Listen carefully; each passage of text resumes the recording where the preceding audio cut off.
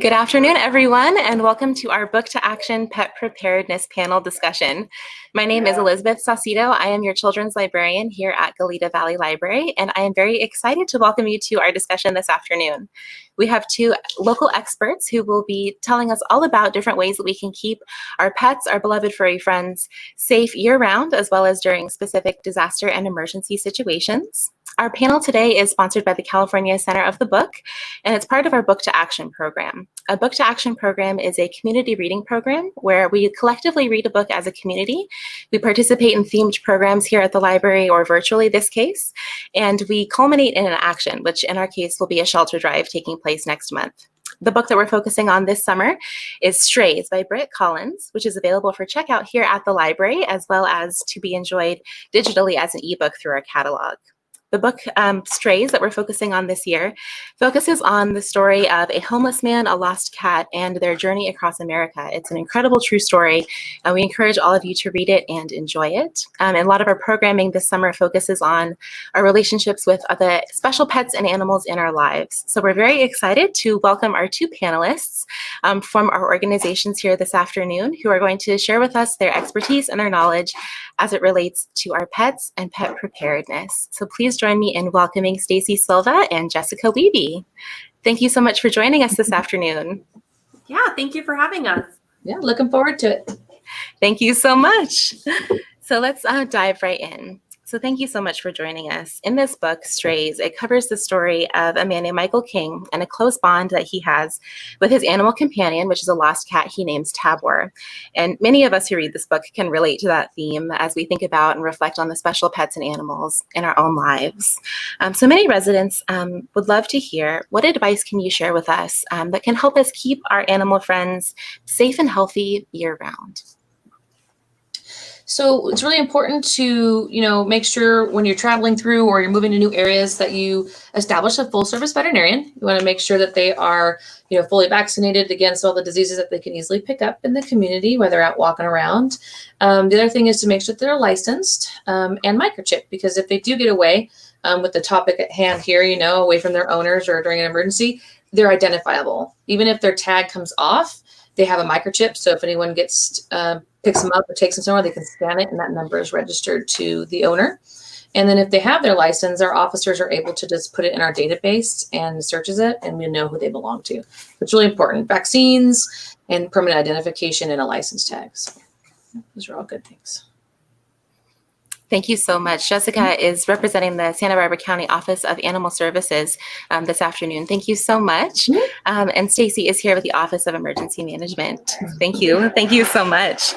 And I have a follow-up question. Right now, during the COVID-19 pandemic, areas such as Santa Barbara and across the nation, as you know, have seen a rise in adoptions and fostering, and shelters have seen an increased interest in pet ownership. So I was wondering, do you have any tips for new pet owners here in the Santa Barbara area? So if they're looking for a new pet, they can actually get on our website. I'm not sure, I think you might have it across here streaming, but it's sbcanimalservices.org. And it's all of our adoptable pets are being showcased. So if you want to become a new pet owner, you can easily search by, location and breeding. We've actually made a change recently to our program there, where if you put in your location, like if you were to choose the Santa Barbara area, it's actually now pulls up by the foster pet parent is what we call it. So if someone's fostering that animal, it puts them in that location. So it's not like, oh, I'm really interested in this animal in Santa Maria, but I don't want to drive all the way down there. So we've recategorized it to by the foster parent location. So it makes it more easily accessible to new pet parents, is what I like to call them. And then if you have, and you're bringing your pet to the area, especially with COVID and everything going on, I know it's kind of a tough situation. Dog parks aren't really open in the areas. I know I'm not, and Stacey might have more of an answer, but our beaches, I don't know if they have a dog park in the South County area where you guys are at that it's open or not. Those are good places, but mindful of the social distance. I think that's going to be a bit of a struggle, but bringing new pets to the area. But again, establish full service veterinarian and try to see if there's some locations that you can let your pet run free. I don't know about the Goleta or the South County area, if they have off-leash dog parks that are open right now. So Yeah, so the South County area does have a off-leash dog beach. We also have a lot of trails, and all of those are open as long as people are maintaining their social distancing and wearing their mask as appropriate. And to Jessica's point as well, and the question at hand with regards to COVID, there is no solid scientific basis on whether or not animals can be a carrier of the virus. So I know Animal Services recently put out some material recommending that people in our communities make a plan for your pet in the event that you fall ill with COVID. So I think that that's a really important step as well, whether you're a new pet parent or you're an existing pet parent, to have a plan in place that addresses not just our natural disasters, but also situations of illness. Yes. Absolutely. Those are such great things for new pet parents and current pet parents to keep in mind, especially right now. So thank you both so much. That's great information. And having definitely a pet in this area is so fun. There are so many different places to walk your pets and to take them and to raise a pet. So thank you so much. But another thing that happens in this area in Santa Barbara County is that we sometimes experience pretty unique emergencies such as fires, floods, and earthquakes. So we were wondering if you could share a little bit of information about things that we can keep in mind to keep our pets safe before or during an emergency or disaster situation. Well, I think too, definitely depending on the type of disaster we have, it's important to have your plan in place. Your disaster kits, make sure you've located places that you can take your animals to, livestock and companion animals. And then during a disaster, Animal Services puts out a lot of information about the hotline. You can call if you can't, evacuate with your animals. You can give us a call. We'll help assist for that. But really is planning and being prepared, because when the disaster hits, we don't know when the next one is, I think, when that quote is, but you want to make sure everything is, planned, prepped, practiced, mock evacuations at home with your family. And so load up those dogs, make sure they like and get in the car. Don't think you're going for a ride, but the more you practice, the better prepared you're going to be when the next one strikes. I can say just, if you, like I said, if you can't take them with you, we have information going out on all of our social media channels. Even Stacy does through her channels about who to call and what to do in an event of an emergency. I'm not Fantastic. Sure. Yeah, I think what Jessica just said, though, about planning and preparing in advance of an emergency is a very critical point that people take for granted. And it's not so much that, okay, this is what I'm going to do with my animal, but practice that. For any of you who've ever had a new puppy, it's almost like trying to put a leash on them and walk them down the street. They don't know how to do it. It's not familiar, so they fight you in the process. And this goes hand in hand as well when you are talking about large animals. So one of my favorite stories that I've heard over the years was of somebody who made a plan with a partner. They kept their horses at the same location, and they said, okay, if you have the trailer, I have the truck. If something happens, we're just going to load both horses in there, and we're gonna go. And they both happened to be there. A fire broke out, loaded up the horse, left the woman behind. So because they had practiced, they had talked about it, and it seemed like it would just be a great plan, but they hadn't actually put it into practice. They forgot a very critical step. Yes. So it's really important to ensure that you not only have your plan in place and think through it, but also that you do go ahead and go that extra distance and practice. Yeah. Definitely too, as you mentioned about the horse, it kind of pops up too. If you can't move your livestock or your animals have to stay home, make sure you have your little decals on your windows. It says, hey, firefighters, law enforcement, I have this many animals at my home. Or livestock, make sure that you've notified us that you can't get it, or your sign there stating doesn't trailer well, or please, please here, special diet. Things like that are really important in the midst of an emergency, especially when we have emergency responders coming up to the home. The more information you can leave right there for them as they're coming up, the best. That's awesome advice. Thank you so much, Stacy and Jessica. That's really helpful. And as both of you know so well, evacuations and responding they involve the whole family. So a lot of our young patrons, a lot of our children and teens who might be tuning in at home, they are animal lovers too. So what advice do you have for children and teens? How can they help prepare, get the family ready, get the pets ready for when that emergency or disaster situation arises? Sure. So for you younger kids, you can help your family by packing your kits together at home. I always like to say, get your mom and dad, make sure you have their favorite toy, their favorite blanket, and maybe a dog biscuit or a cat treat or two, and put it in your kit along with the emergency pet or emergency items, important, vet records. But, those favorite toys can really help them be less stressed in the midst of an evacuation. Older preteens and teenagers, for you who have your cell phones already, you can download the American Red Cross has an app on your phone. It's called Pet First Aid. And in that app itself gives you information about how to take care of your pet during an emergency, from disasters to, pet first aid. And then also you can help with your parents by calling some of the locations in the county. Hey, can you take animals? Or will you house them for emergency situations? Helping your parents really put that plan in place. It takes a little bit of the burden off them, and stress. And then also practice. Like Stacey said, we said those mock evacuations are so important. I even have our team here starting to do them just to practice, but really just try to help get those, that plan, that practice. So that way in the midst of an evacuation emergency, people aren't left behind or animals left behind. It's really important. And that's one thing to say is that people don't want to leave their pets. So planning and having that plan in place is really important for everybody's safety and the pets as well. Absolutely. That's fantastic. And we will definitely link to all of these great resources that Stacy and Jessica are mentioning today. We will provide links in the comments below after the broadcast today. So feel free to check those out in the comments below. These are some really great local resources. So thank you so much. Mm-hmm. And in terms of alerts, is there anything that you guys would like to share about ways that we can stay informed, local alerts we can sign up for? How can we go ahead with getting started to be kept in the loop about things that might be happening in our area?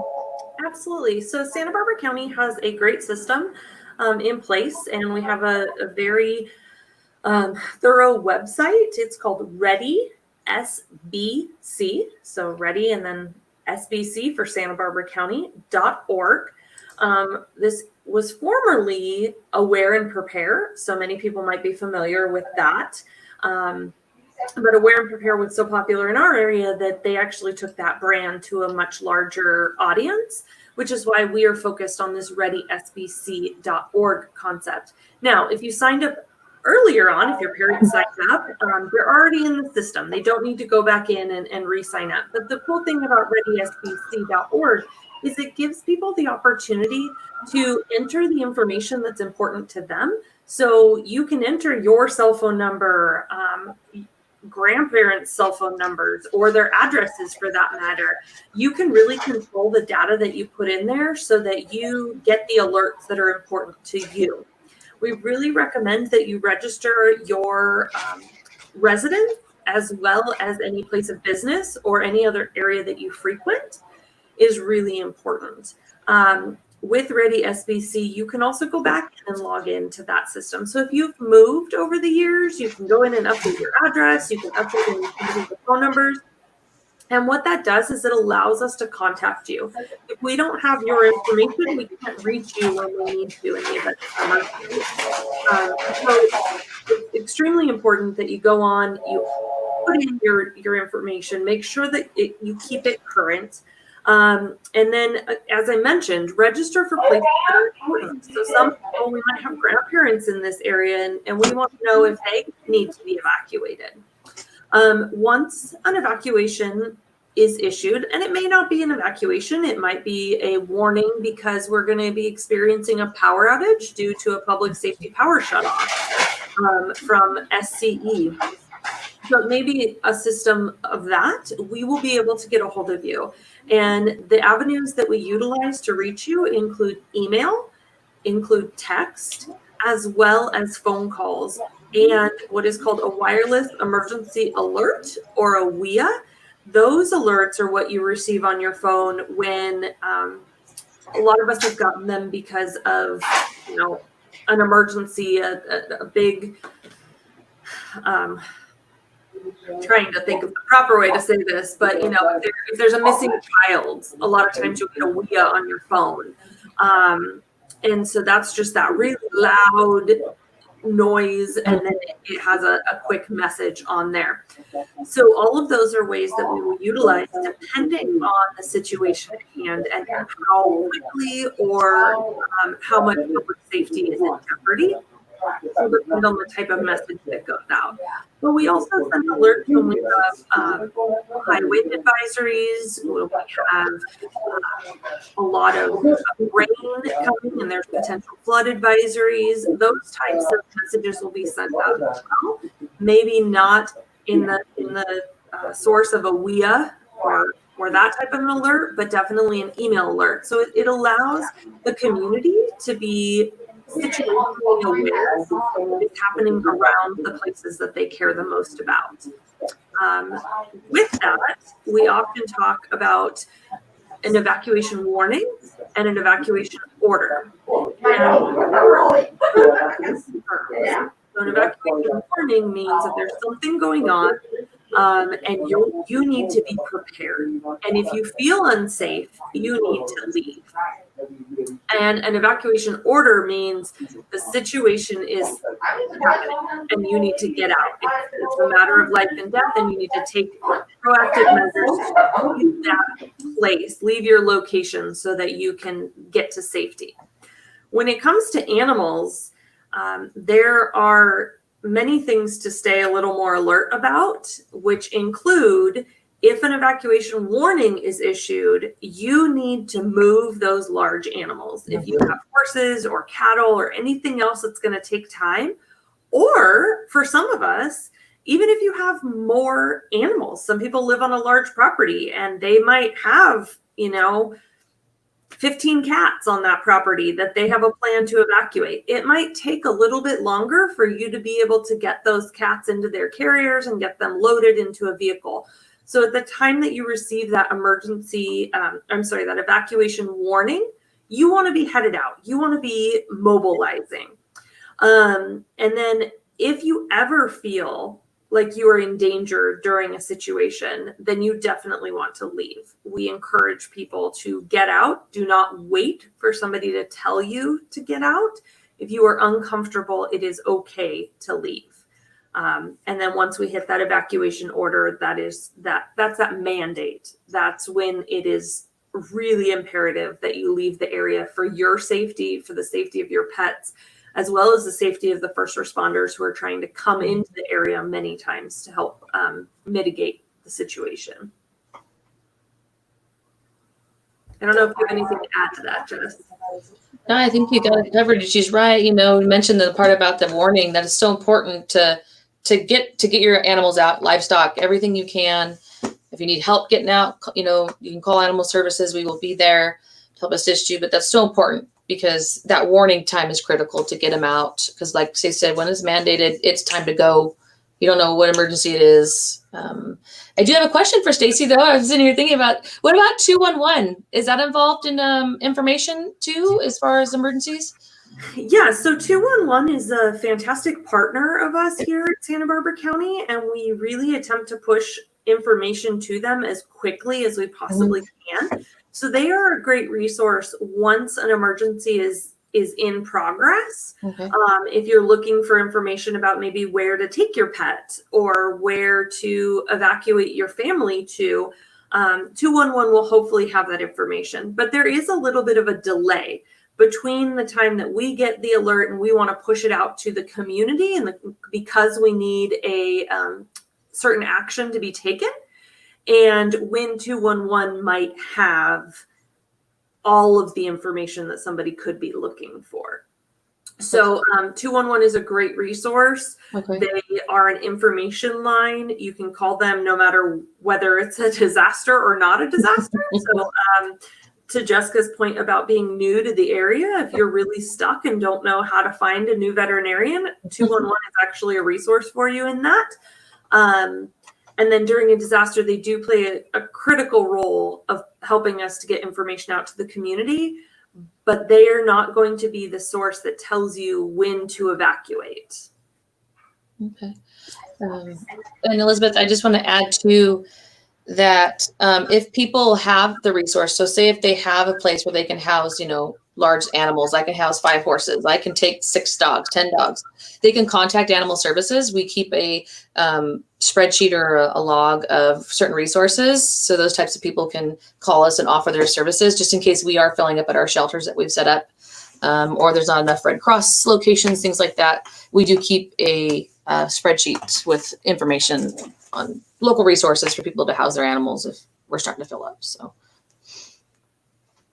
Well, that's great information. Jessica and Stacy, thank you so much for sharing that. I think being able to educate ourselves and prepare goes a long way to feeling like we're ready for whatever might occur, and to keep our families as well as our 4-legged family members safe during those times. So thank you both so much for that. And both Santa Barbara County Animal Services and the Office of Emergency Management have provided such good information for places where we can continue to educate ourselves and to help ourselves feel more prepared. And as part of our Book to Action program, we've partnered with several similar local organizations where we want to promote being able to, take care of animals large and small, definitely, from parakeets all the way up to equestrian pets and family members. So is there any additional resource or information? We can certainly link to it below. But if anyone else has questions for staying safe, or how to prepare ourselves or our pets, are there any other organizations you'd like to mention before we close for today? As far as pet stuff, our website's got a lot. I just updated it this morning. So I know I was coming on here. We have information on there, all our resources that people can even print off if they need to. And then I really like this new app, this American Red Cross app for first aid. It pulls things off by location. So, if you're not able to find another resource, it'll show you where a full service veterinarian is, or sheltering locations. It seemed to be really interactive, but I would say you can visit our, SBC Animal Services website. And to that, I would also say there are some wonderful organizations that are very active in the event of disasters, especially when it comes to large animal evacuations. So if you are looking for more information on preparing specifically for large animals, or if you are somebody that would like to get involved in volunteering in that capacity, then I would look into Santa Barbara's Equine Evac. And if you're more in the North County, because I know this is a virtual platform, so we may have people tuning in from other parts of our county or our state even, there is an organization out of San Luis County as well, which is Horse Emergency Evacuation Team, or HEAT. So both of those entities have some really great resources on their website for preparing and even practicing with your livestock to get them comfortable. So I would encourage you to visit that. And then the other one is the Santa Barbara Wildlife Care Network. Has some really great resources as to what to do if you found an animal after, especially a wildfire, because we are, being in front country a lot of times, that tends to be the big disaster that we see in our area. So they do have a lot of resources that can be helpful to people who just want to gather that additional information. Yeah, I think Heat just posted they were looking for volunteers and needed some extra help. Yeah, and there are some great apps. As Jessica mentioned, the one for the Red Cross. FEMA also has an app for your smartphone that you can download, and that will help you with preparing your own kits and being ready in the event of a disaster. And there are some others like, and I'm sorry, I'm drawing a blank on some of their names. I should have written them all down, but there are some great earthquake applications that you can get that'll tell you any of the earthquakes that happen around, even if they're smaller in magnitude. You may not hear about them from the media, or there might not be an alert. At least you can be aware, because oftentimes those smaller shakes can be a prelude to a larger situation. So there is that. There is also some great radio applications, and I encourage those if you are in an area that is prone to a lot of wildfire, I encourage you to download some of those like dispatch scanner type applications if you don't have one already, so that you can kind of hear what is happening within that general area. But with that, I will give the caveat, do not rely on that specific to making your decisions of what is best for your family, or to prevent you from following an evacuation order if it is given. I think HSUS also has a bunch of information on there, right? The Humane Society United States, I think, or something. I'm not sure the last two on there, but it has a bunch of information. And the forms that I mentioned that are on our website have the AM, FM radio channels on there. So if you have, an AM, FM radio still, you can even put those on in those rural areas. And there's a lot of information out there for people preparing for their pets. After Hurricane Katrina is when there was actually the law that was passed called the Pets Act, which requires local governments to have a plan in place for animals in the event of an emergency. So that is a federal requirement, and Santa Barbara County Animal Services does a phenomenal job of being there to support the community. And I know they're very reliant on their partners in order to accomplish that goal. But that came out of as a result of Hurricane Katrina, which was that horrific incident, and hopefully some of you are familiar with that. And what happened there is people didn't want to leave their homes because there was no place for their pets to go. So they put their lives on the line so that they wouldn't have to leave their pets behind. And unfortunately, we did have casualties as a result of that that could have been prevented. And so now that really helped open everybody's mind and their eyes to the importance of looking at pets as having a plan for your pets in the event that an evacuation must occur. And one of the key takeaways, as well as people dealt with the aftermath of Hurricane Katrina, was a bunch of people who were coming in with bad intentions. They came in trying to get animals. Oh, that's a really cute little dog that is there. I'm going to come in and say that that's my dog and I lost him because of the hurricane. And so just as a general reminder, it's really good when you're doing your kit to include a few pictures of your pet. Keep a few pictures of your pet on your phone or your device, so that if something happens to those hard copies, you also have that backup document.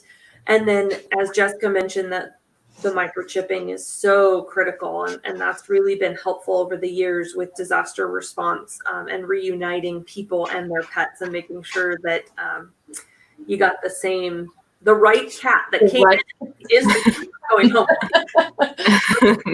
Right, black kitty, right? The little or some they all look the same. And that is something that is mentioned in the book Strays. There is a component of the story that focuses on microchipping. So it's very, that was perfect that you mentioned that. Yes. Yeah, these are all just such valuable tips. I think that that so many of us our hearts are in the right place. Absolutely. We want to take care of our four-legged family members, or two-legged family members if they're, little birds or don't always have four legs. But we want to make sure that our pets are safe, and we want to make sure that we know what to do in a situation. But it's so helpful to have experts from our community, such as both of you, to share these resources with us and to teach us how we can make sure that we're ready, make sure we're prepared, make sure we know what the different alerts mean and where we can sign up for the alerts. So this has been such a powerful presentation that you both participated in today, and we can't thank you enough for your time and for sharing your knowledge and your expertise and helping us be as prepared as we can be to take the best care of our pets that we possibly can. So thank you so much, Stacy and Jessica. Yeah, you're welcome. For having us. Thank you. And I want to thank everyone for tuning in today, or if you're watching the recording, thank you so much for watching with us today. We'll be sure to link to all of these incredible resources in the comments below. And you can visit the Office of Emergency Management or the Animal Services websites for more information, as well as some of the other fantastic resources that were mentioned today. And if you are an animal lover or book lover, then please consider borrowing a copy of our book Strays so that you can enjoy this phenomenal story if you're watching from home. It's very moving. It's available from the library, Goleta Valley Library, and then our branches in Buellton and Solvang. We still have a month ahead of programs, so if you are interested in participating in our programs, the full schedule is available on our events calendar as well as on our website at goletavalleylibrary.org. We have pet-themed crafts coming up. We have story times. We have another fantastic panelist discussion scheduled for August. And starting August 1st, we're very excited because the action component of our Book to Action event is going to kick off on August 1st, where the Goleta Valley Library and our branches in Buellton and Solvang will serve as collection sites for donations for a shelter drive, where all of the donations will be provided to ASAP, Care for Paws, and other partner organizations such as those. So please visit our website for more information if you would like to get involved. We're very excited to be able to participate in this program virtually this summer, and we want to extend a really heartfelt thanks to Jessica Wiebe, Santa Barbara County Animal Services, and Stacy Silva with the Office of Emergency Management for your time and your dedication and everything that you do to making our community as safe and as good as it is today. So thank you so much. Absolutely. Thank you, Elizabeth. Welcome. It's been great. Thank you. Thank you both, and thank you again to everyone watching at home. Thank you for spending your afternoon with us. It's been really fun to connect virtually, and we hope to see you soon. So thank you so much, everybody. Have a great afternoon and stay safe. Thank you.